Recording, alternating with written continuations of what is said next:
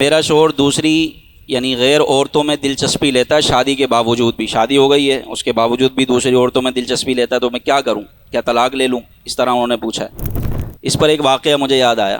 ایک بزرگ کے پاس ایک شخص گیا اور اس نے کہا کہ حضور میں ایک عورت سے محبت کرتا تھا، پھر میں نے اس سے شادی بھی کر لی، بڑی محبت تھی مجھے، لیکن شادی کے کچھ عرصے بعد اب وہ بیوی مجھے اچھی نہیں لگتی، وہ محبت ساری ختم ہو گئی، وہ بالکل ہی ختم ہو گئی۔ جو میں پہلے محبت تھی، شادی کے کچھ عرصے بعد بھی محبت تھی، اس کے بعد تو اب مجھے دیکھنے کو دل نہیں چاہتا، میں کیا کروں؟ تو ان بزرگ نے فرمایا کہ بد نگاہی سے توبہ کرو۔ کیا کرو؟ بد نگاہ۔ جب رات دن دوسری عورتوں کو دیکھتا رہے گا تو اپنی عورت اچھی لگے گی؟ جب فحش مناظر دیکھتا رہے گا تو اس کو اپنی عورت کہاں سے اچھی لگے گی؟ تو ان بزرگ نے فرمایا کہ بد نگاہی سے توبہ کرو، فحش دیکھنے سے توبہ کرو، اور اللہ نے جو دیا اس پر راضی رہو، اللہ سے استغفار کرتے رہو، تو تمہیں اپنی بیوی میں وہ محبت نظر آئے گی۔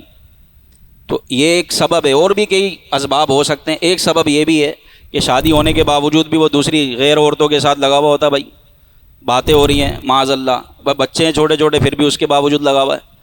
تو اس کی ایک سبب، ایک وجہ یہ بھی ہے کہ وہ فلمیں ڈرامے فحش مناظر دیکھتا ہے، تو پھر وہ جو ہے نا وہ غیر عورتوں کی طرف ذہن اس کا منتقل ہوتا ہے، تو اس سے اللہ پاک کی بارگاہ میں توبہ کرنی چاہیے۔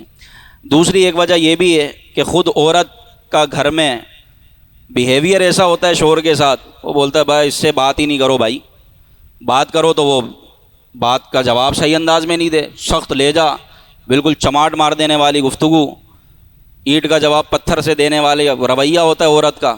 تو اس کی وجہ سے بھی پھر شوہر جو ہے نا وہ کتراتا ہے۔